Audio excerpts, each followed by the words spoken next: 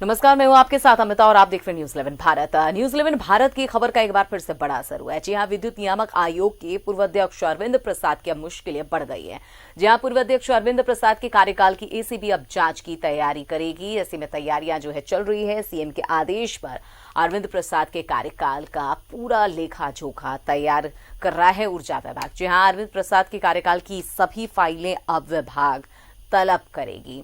आपको बताएं कि न्यूज 11 भारत ने लूटकांड का पर्दाफाश किया था।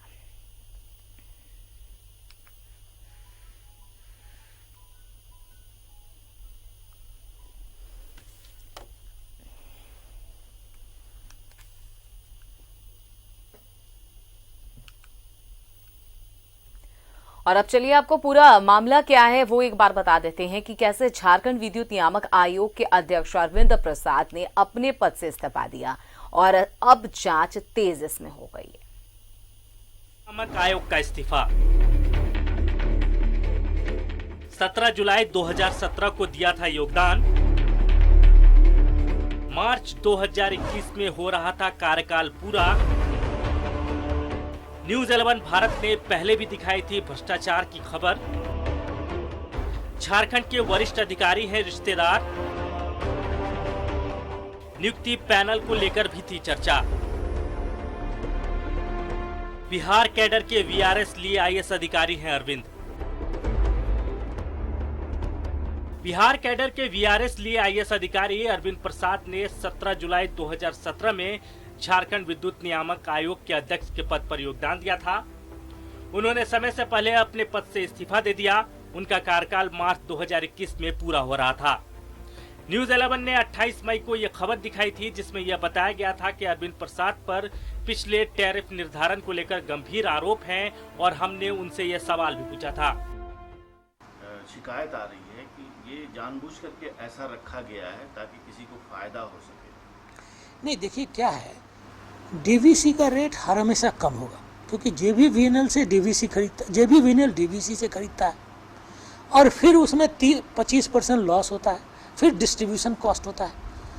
यह प्रस्ताव जो एक्ट अमेंडमेंट हो रहा था इसमें एक बात उठ रही थी कि भाई जो डिस्ट्रीब्यूशन लाइसेंस जिसको का है, टाटा स्टील का है, उसका लॉस 2% 2.5% है, किसी कंपनी का 40% लॉस है।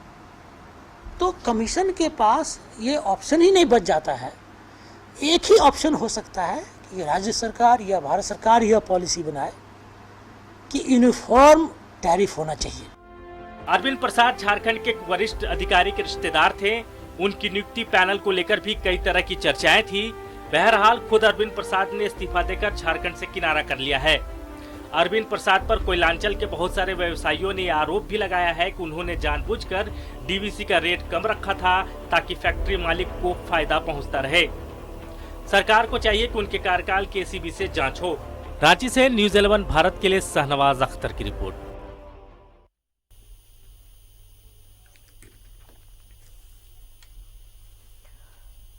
तो अब अरविंद प्रसाद की जो मुश्किलें हैं वो और ज्यादा बढ़ने वाली हैं क्योंकि अब पूरे इस मामले में एसीबी जांच की तैयारी में जुट गया। इस पर ज्यादा जानकारी के लिए संवाददाता शहनवाज हमारे साथ फोन लाइन पर जुड़े हुए हैं। शहनवाज, अब इस पूरे मामले का खुलासा हो चुका है। न्यूज 11 भारत ने बड़ी प्रमुखता के साथ इस खबर को दिखाई थी, असर भी हुआ। अब एसीबी इसकी पूरी जांच करेगी और सीएम ने भी आदेश दे दिए हैं। जी हाँ, ये बहुत बड़ी घटना है और ये झारखंड गठन के बाद ये पहला मौका होगा कि किसी भी रेगुलेटरी अथॉरिटी यानी विद्युत नियामक आयोग पर कोई दाग लगा है। इससे पहले उसके जितने भी अध्यक्ष हुए हैं उसमें से कई रिटायर्ड जज भी हुए हैं, कई रिटायर्ड अफसर भी हुए हैं। उन्होंने अपनी गरिमा का ख्याल रखा, लेकिन अरविंद प्रसाद पर जो इस तरह के आरोप लगे हैं और उन्होंने जो इस्तीफा दे करके अब इस बात को साबित करने की कोशिश की कि वो आरोप सही है। मुझे वो वक्त और लम्हा याद आता है जब 28 मई को मैं उनके कार्यालय गया था। मैंने उनसे पूछा था, जो भी आपने पैकेज में सुना भी, मैंने ये सवाल पूछा था कि क्या आपने जानबूझ करके डीवीसी के रेट को कम रखा, क्योंकि जो इंडस्ट्रीज के मालिक हैं उनको उसी तरह से बिजली कम रेट में मिलती रहे, क्योंकि किसी की बिजली के प्रति यूनिट अगर 50 पैसे का भी यूनिट का रेट बढ़ता है तो इसका इम्पैक्ट उनके बिल में करोड़ों में चला जाएगा। ये नुकसान वो नहीं चाहते थे, लिहाजा उन्होंने 9 करोड़ की वसूली करके अरविंद प्रसाद को दी। लेकिन अब जैसे जैसे इस घोटाले की परतें शुरू हो रही हैं, कई फोन्स मेरे पास आ रहे हैं और उसमें इस बात की ओर भी इशारा है कि जब उन्होंने डीवीसी की रेट को नहीं बढ़ाया तो डीवीसी भी अपीलेट प्राधिकार होता है दिल्ली में, रेगुलेटरी अथॉरिटीज पे भी एक सबसे बड़ी दिल्ली में अथॉरिटी है, वहां डीवीसी की तरफ से अपील दायर की गई थी कि ये रेट हमारा नहीं बढ़ाया इन्होंने, इनके खिलाफ जाकर के उन्होंने किया। इसके अलावा जब झारखंड विद्युत बोर्ड जब निगम में बदला, उस जमाने में भी वहां के जो अधिकारी हैं, विजिलेंस अफसर जो होते हैं, पुलिस की ओर से नियुक्त होते हैं, उस जमाने में उनकी भी संलिप्तता उसमें रही। ये भी बात सामने आ रही है। अकेले इनका ये पूरा खेल नहीं है, इस पूरे नेटवर्क में झारखंड के 20-25 ऐसे इंडस्ट्रीज के मालिकों का एक पूरा का पूरा लॉबी है। वो इसमें लॉबी की बात कर रहे हैं आप शहनवाज, लॉबी की आप बात कर रहे हैं। हमने देखा है, क्या लग रहा है कि अरविंद प्रसाद जो हैं वो पूरी तरह से तो ऐसे भी उनका जो पोल है वो खुल गया है, चेहरा सामने आ चुका है। जो इन्होंने जिस तरह से वहां पर औद्योगिक या फिर घरानों को या फिर बड़ी कंपनियों को सीधे तौर पर जो लाभ पहुंचाने की कोशिश की, अब उसका पर्दाफाश हो चुका है। नेटवर्क की बात करें, क्या लग रहा है और कौन कौन से, आपने काफी लंबे नेटवर्क की बात की, क्या नाम है ऐसे कुछ बड़े चेहरे के या फिर इनको जो सहयोग करते थे उन सभी का, और कितने खुलासे हो सकते हैं नामों की इस पूरे कांड में? देखिए, इस पूरे खुलासे पे हम लगातार कार्यक्रम कर सकते हैं। अब हमारी अगली कड़ी प्रसारित होगी कि कौन कौन वो लोग हैं जिन्होंने अरविंद प्रसाद, क्योंकि मैंने जो फीडबैक लिया है अरविंद प्रसाद की जो छवि है अधिकारी, IAS अधिकारी के रूप में, वो एक अच्छी छवि के व्यक्ति थे, लेकिन झारखंड आकर के उन पर भ्रष्टाचार का दाग लग गया। वो उनकी ससुराल है गिरिडीह के आसपास, जहां माइका कारोबार होता है, उनके इन लॉज के हाथ में बहुत अच्छे कारोबार है, बहुत प्रेस्टिजियस लोगों के से जुड़े हुए ये रहे हैं।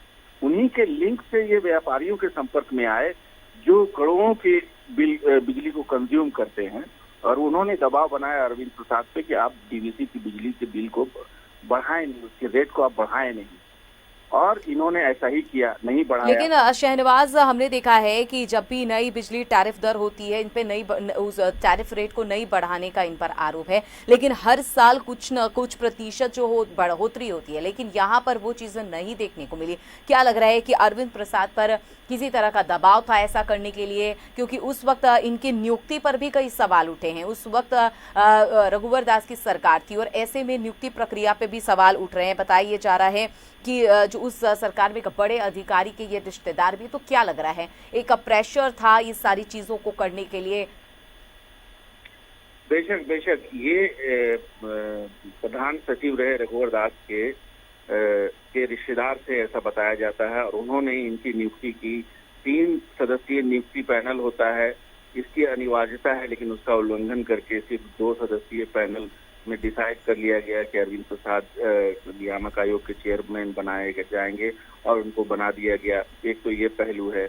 उसके बाद ये नियामक आयोग के चेयरमैन बन गए। आपने ठीक कहा कि इन्होंने बिजली डीवीसी की रेट को तो बढ़ने नहीं दिया, लेकिन अगर आप याद करें, झारखंड में अगर आप रही हैं 3-4 सालों में, मेरे ख्याल से रही हैं, आपको लगातार JVPNL यानी ऊर्जा विकास निगम की जो टैरिफ है वो बढ़ती हुई दिखाई दी। यहाँ तक इतनी बढ़ी कि सरकार को सब्सिडी देकर के अपने नॉर्मल कंज्यूमर्स को राहत देनी पड़ी, और जो जहां झारखंड के बिजली के रेट जो है बहुत कम हुआ करते थे, वो अब लगभग बराबरी करने लगे दूसरे राज्यों पे। ये कारनामा भी अरविंद प्रसाद का हुआ।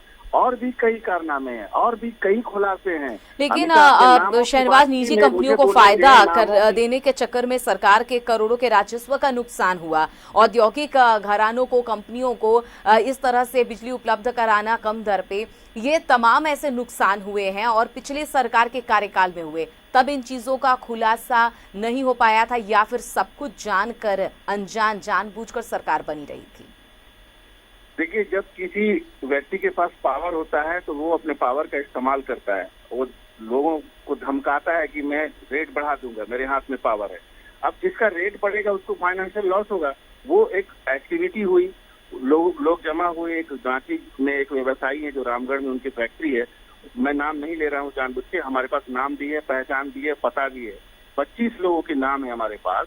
उनके एक व्यवसायी के घर में बाकायदा मीटिंग होती है और मीटिंग में ये तय होता है कि अगर हमारा डीवीसी की रेट को अरविंद प्रसाद ने बढ़ा दिया, जैसा कि उन्होंने कहा है कि हम बढ़ा देंगे, तो इतना करोड़ रुपए का हमारा बिल पर मंथ बढ़ जाएगा। फैक्ट्री वैसे भी नुकसान में चल रही है ऐसे उनके मुताबिक, हालांकि ऐसा होता नहीं। ये बिजली चोरी करके ही अपना रेवेन्यू बहुत कुछ कमा लेते हैं। बहरहाल, तो उनके घर में मीटिंग होती है। मीटिंग में तय होता है, एक युवा व्यवसायी है, नाम फिर मैं नहीं ले रहा हूँ, वो उसके जिम्मेदार बना करके भेजे जाते हैं और वो पूरे झारखंड में जहाँ जहाँ जितने भी फैक्ट्री मालिक हैं, किसी से 15 लाख, किसी से 10 लाख, आप समझ सकते हैं बड़े वॉल्यूम में 10-12 करोड़ रुपए जमा किए जाते हैं। 9 करोड़ रुपए अरविंद प्रसाद को दे दिए जाते हैं। अन्य डीवीसी के अधिकारियों का भी मुंह बंद करना जरूरी है, क्योंकि वहाँ नहीं अगर बढ़ा रहे हैं तो उनको भी परेशानी हो जाएगी। लेकिन शहबाज, इन्होंने अरविंद प्रसाद ने अपने पद पर रहते हुए दुरुपयोग किया है अपने उस पद का। 9 करोड़ रुपए से अधिक की उगाही की है। आपने बताया कि 25 से ज्यादा नाम है, वो भी समय आने पर खुलासे हो जाएंगे। लेकिन सबसे अजीब बात है कि अब ये सब पता चल पाया है कौन कौन से वो बड़ी कंपनियां हैं, औद्योगिक घराने, जिसको इस तरह से लाभ पहुंचाते थे अरविंद प्रसाद। जब एसजीबी जांच गठित हो जाएगी तो सबसे पहले तो नियामक आयोग की वो सारी फाइलें जो 2017 से अरविंद प्रसाद के कार्यकाल से शुरू होती हैं, वो सारी जन सुनवाई और तमाम जन सुनवाई की वीडियो रिकॉर्डिंग होती है, क्योंकि पब्लिक हेयरिंग है। किस किस व्यापारी ने, किस किस संगठन ने क्या क्या मांग की, उनको क्यों नहीं उसको इम्प्लीमेंट किया गया। बहुत आसान और साफ सुथरी चीज है, समझ में आने वाली चीज है। और फौरन एसीबी शिकंजा कसेगी, अरविंद प्रसाद भी वापस लाए जाएंगे, चाहे रिजाइन करके कहीं भी चले गए हों, वो लाए जाएंगे। और जब वो लाए जाएंगे तो वो खुद बताएंगे कि हमें इस फलाने ग्रुप ने इतने पैसे दिए, और तब एक एक करके, चाहे वो ए हो, चाहे बी हो, चाहे वो सी हो, चाहे कोई भी हो, ये सारे लोग वो खुद अपने आप में, क्योंकि तुरंत एसीबी जो है वो उसका डंडा चलेगा, बहुत सारे लोग दोबारा माफ गवाह बन जाएंगे कि हाँ ठीक है, हम आपको सारी बात बता देते हैं। तो न सिर्फ ये कि सरकार के पास ये पहला मौका है अनीता, कि झारखंड का विद्युत बोर्ड हमेशा नुकसान में रहा। अगर इस तरह से इन लोगों ने चूना नहीं लगाया होता तो आज झारखंड विद्युत बोर्ड, जिसको 4 हिस्सों में बांटना पड़ा, केंद्र से सहायता राशि के भरोसे है। आप देखें कि डीवीसी, वही डीवीसी लाइन काट देता है, एक हफ्ते अंधेरा रहता है मार्च के महीने में, फरवरी के महीने में, और उसके बाद सरकार को बाकायदा झुक करके एग्रीमेंट करना पड़ता है। 200 करोड़ रुपया पर मंथ जा रहा है। वही डीवीसी अगर रेट उसकी बढ़ जाती तो सारे जो व्यापारी हैं वो रेवेन्यू देते बढ़ा हुआ, आज खजाना भरा हुआ होता। उसका सीधा लोड हम और आप जैसे कंज्यूमर्स पर पड़ रहा है, सरकार पर पड़ रहा है, सरकार को सब्सिडी देनी पड़ रही है। बड़ी अजीब बात है शहनवाज, इधर जो वर्तमान सरकार है राजस्व का नुकसान का इधर रोना रो रही है, उससे चिंता सता रही है कि राजस्व का नुकसान हो रहा है झारखंड को। और पिछली सरकार में राजस्व का नुकसान हो रहा था नाक के नीचे, लेकिन किसी को कोई खबर नहीं और ना ही इस बात को सामने लाया गया। तो जाहिर सी बात है ऐसे लोगों के चेहरे जो हैं वो सामने आने चाहिए। हालांकि एसीबी की जांच जब शुरू होगी तो कई ऐसे बड़ी मछलियां हैं जो इसमें फंसी नजर आएंगी और जो नाम होंगे वो सबके सामने होंगे। तमाम जानकारी के लिए शुक्रिया शहनवाज। तो नियामक आयोग लूटकांड के खुलासे से हड़कंप मच गया है। जी हां, न्यूज़ 11 भारत जल्द इसका खुलासा करने वाला है। मीटिंग की ऑडियो क्लिप से सच जो है वो सामने आएगा। 12 करोड़ रिश्वत लेने के लिए आखिर कौन कर रहा था कोऑर्डिनेशन, दिखाएंगे उस युवा व्यवसायी का हम चेहरा। रांची के किस व्यवसायी के घर पर हुई थी मीटिंग? हर साल अरविंद प्रसाद को मिलते थे 10 से 12 करोड़, क्या थे कारण, क्यों दिए जाते थे इतने पैसे? बिजली विभाग को कैसे लग रहा था सैकड़ों करोड़ों का चूना? व्यवसायी कौन सी दुखती रग थी अरविंद प्रसाद के हाथ में? जी हाँ, 12 करोड़ कलेक्शन में किस किस को दिया गया था, कितना?